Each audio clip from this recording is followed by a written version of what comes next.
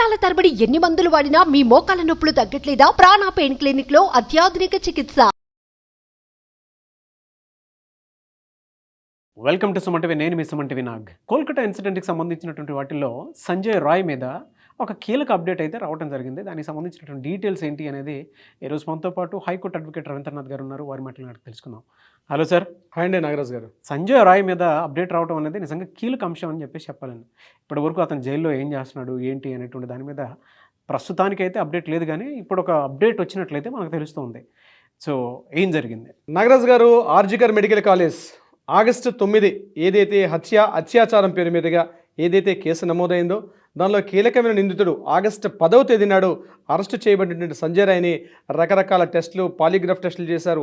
CBI investigation చేసి తర్వాత అతని మీద ఎఫ్ఐఆర్ నమోదై అతని మీద పాలిగ్రాఫ్ టెస్టులు, నార్కో టెస్ట్గా కోర్టు అనుమతి ఇవ్వలేదు. కానీ చాలా పూర్తిగా సంక్లిష్టంగా ఉన్నటువంటి ఈ కేసుకు ఏదైతే ఉందో దీనికి సంబంధించి ఎఫ్ఐఆర్ నమోదైన తర్వాత నెక్స్ట్ ఘట్టం ఏదైతే ఉందో ఛార్జ్ షీట్, అంటే ఎఫ్ఐఆర్ అయిన తర్వాత వచ్చేటువంటి మెయిన్ స్టెప్ ఏదైతే ఉందో ఛార్జ్ షీట్ అనేది ఈరోజు సిబిఐ వాళ్ళ దర్యాప్తులో భాగంగా మొత్తం కంప్లీట్ ఛార్జ్ షీట్ని ఈరోజు సీల్డా కోర్టులో మధ్యాహ్నం 2 గంటలకు ఈరోజు ప్రవేశపెట్టడం జరిగింది. అంటే ఈ ఛార్జ్ షీట్ అంటే ఏంటి అంటే దర్యాప్తు కోణం ఏదైతే ఉందో పూర్తిగా ఈ యొక్క కేసుకు సంబంధించి ఎఫ్ఐఆర్ నమోదైన తర్వాత పోలీసులు చేసినటువంటి ఈ ప్రధాన ఇన్వెస్టిగేషన్ తలకి ఎంటైర్ టోటల్ ఫైల్ రిపోర్ట్ అంటారు. ఈ టోటల్ ఫైల్ అన్నది ఛార్జ్ షీట్ అని పిలుస్తారు. ఈ ఛార్జ్ షీట్ని బేస్ చేసుకుని తర్వాత కోర్టులో ట్రయల్స్ అన్ని స్టార్ట్ అవుతాయి.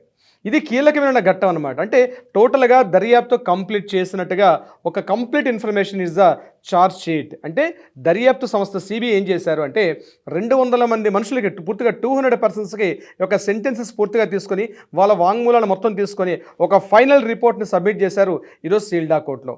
ఇది ఎంత ఇంపార్టెంట్ అంటే ఇక నెక్స్ట్ స్టెప్ ఒకసారి ఛార్జ్ షీట్ ఫైల్ అయిన తర్వాత నెక్స్ట్ స్టెప్ ఏదైతే ఉంటుందో కంప్లీట్గా ఇక ప్రాసిక్యూషన్ స్టార్ట్ అవుతుంది.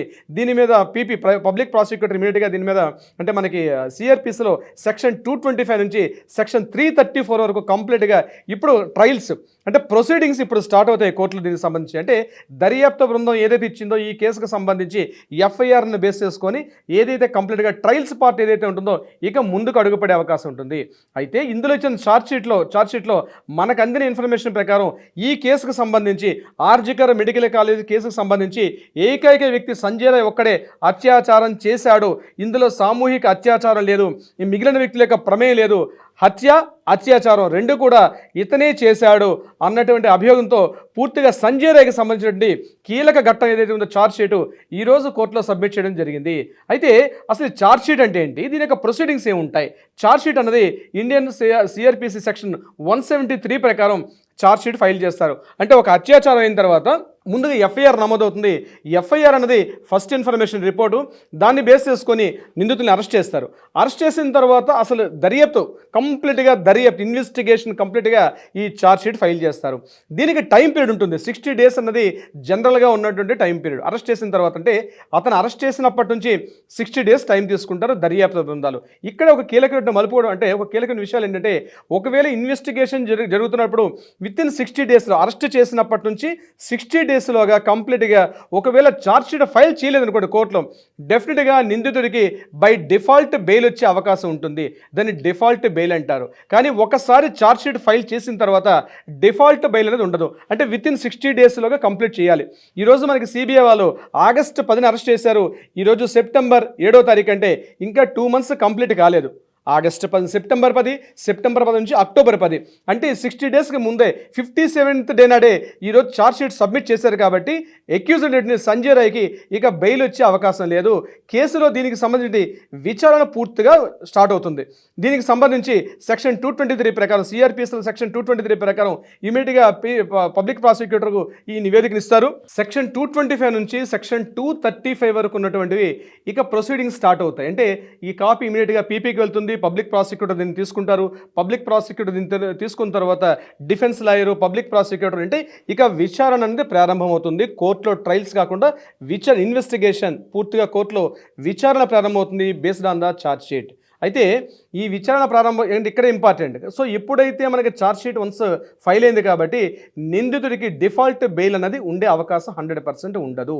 సో ఇక్కడ అవకాశం లేదు. 57th డే నాడు ఈరోజు ఛార్జ్ షీట్ ఫైల్ చేశారు. అంటే సంజయ్ రాయ్ మీద ఇక విచారణ కంప్లీట్గా కోర్టులో విచారణ స్టార్ట్ అవుతుంది. దీనికి సంబంధించి అటు పబ్లిక్ ప్రాసిక్యూటర్ పార్టిసిపేట్ చేస్తారు, డిఫెన్స్ లాయర్గా కవితా సర్కార్ ఎవరైతే ఇతను తరపున చేస్తున్నట్టో వీళ్ళిద్దరికీ కోర్టులో ఇక్కడ రేపటి నుంచి కూడా కంప్లీట్గా దీనిలో స్టార్ట్ చేస్తారు. అయితే విచారణ స్టార్ట్ చేయాలా, ఇది కాగ్నిజబుల్ ఎట్లా చేయాలి ఏంటన్నది ఇది అంటే న్యాయమూర్తి గారు జస్టిస్ గారి చేతిలో ఉంటుంది.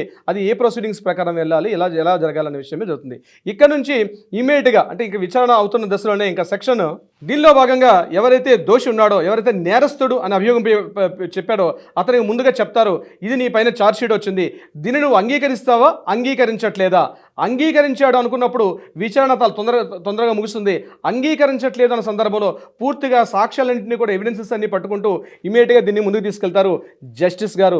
ఛార్జ్ షీట్ని బేస్ చేసుకొని ఇమీడియట్గా ఇక్కడ నుంచి ఆయనకి ఇందులో నేను చెప్పినట్టుగా సెక్షన్ 223 నుంచి సెక్షన్ 235 వరకు ఉన్న సెక్షన్స్ మధ్యలో చివరి 235 వరకు ఏంటంటే నిందితుడి మీద నేరారోపణ పొందిన తర్వాత ఇటువంటి సాక్ష్యాలు ఉన్నాయి కాబట్టి శిక్ష కూడా సెక్షన్ 235 ప్రకారం అతనికి విధించే అవకాశం ఉంటుంది. సో మనం ఏదైతే అనుకుంటున్నామో గడిచిన ఎపిసోడ్ల ప్రకారం ఇమీడియట్గా ఎంత తొందరగా నిందితుడికి అభయకి న్యాయం జరగాలి, నిందితుడికి శిక్ష పడాలన్న విషయం ఏదైతే వచ్చిందో ఈరోజు సిబిఐ వాళ్ళు ఎప్పుడైతే ఛార్జ్షీట్ ఫైల్ చేశారు కాబట్టి ఇంకా ఫాస్ట్ మూమెంట్స్ ఉంటే రేపటి నుంచి కూడా ఉండే అవకాశం అయితే ఉంది. అయితే ఛార్జ్షీట్లో ముందుగా నేను చెప్పినట్టు ఇతడు ఒక్కడే పార్టిసిపేట్ చేసే తప్పించి ఇందులో వేరెవరూ లేరు. సామూహిక అత్యాచారం కాదు, it's not a gang rape. ఎక్కడ కూడా ఈ ఛార్జ్షీట్లో గ్యాంగ్ రేపుకు సంబంధించి ఎక్కడ కూడా డీటెయిల్స్ అయితే చెప్పలేదు. కేవలం సింగిల్ పర్సన్ ఇందులో పార్టిసిపేట్ చేసినట్టుగా ఈరోజు RG Kar medical college August 9th horror అని ఏదైతే చెప్పుకున్నాం దానికి సంబంధించి ప్రధానమైన ముందడుగు అయితే ఇప్పుడు పడింది నాగరాజు గారు. ఒకసారి పేరు ఎఫ్ఐఆర్లో నమోదైన తర్వాత దీని మీద బేస్ చేసుకొని ఇన్వెస్టిగేషన్ ఇంట్రాగేషన్స్ అన్ని పూర్తి చేస్తారు. అంటే ఒకసారి మరి డౌట్ వస్తుంది, ఛార్జ్ షీట్లో ఏమైనా చేర్పులు మార్పులు చేసే అవకాశం ఉంటుందంటే 99% ఒకసారి ఛార్జ్ షీట్ ఫైల్ అయిన తర్వాత అందులో కరెక్షన్స్ కానీ యాడింగ్స్ కానీ ఉండే అవకాశం అయితే ఉండదు మ్యాక్సిమం ఛార్జ్ షీట్ అనేది.